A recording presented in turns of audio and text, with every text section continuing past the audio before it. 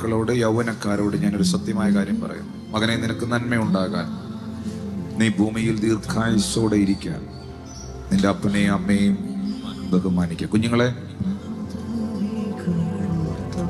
നിങ്ങളുടെ പേരൻസിനോട് നിങ്ങൾക്കൊരു ബഹുമാനം ഉണ്ടാകണം. നിങ്ങളുടെ പേരൻസിനെ നിങ്ങൾ അനുസരിക്കുന്ന വ്യക്തിയായിരിക്കണം. നിങ്ങൾ എതിർക്കുന്നവരാകരുത്. ഒബീഡിയന്റ് ആയിരിക്കണം. നിങ്ങൾക്കത് നന്മ കൊണ്ടുവരും.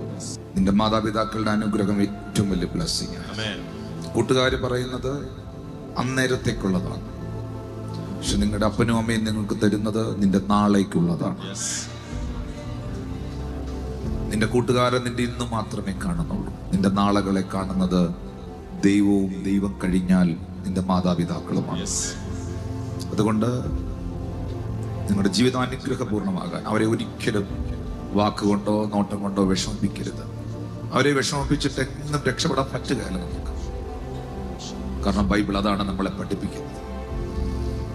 കുഞ്ഞുണ്ണി മാഷ് തന്റെ കവിതയിൽ എഴുതിയ ഒരു വരിയുണ്ട്: ഗുരുത്വമില്ലാത്തവൻ എത്ര കരുത്തനാണെങ്കിലും കരുതിക്കൂട്ടി വരുത്തും അവൻ വിനകളേറെ. ഏതെങ്കിലും കുഴിയിൽ അവൻ പോയി വീണിരിക്കും, പക്ഷെ ഗുരുത്വമുള്ളവനെ ആ കുഴി ഒഴിഞ്ഞു പോകും.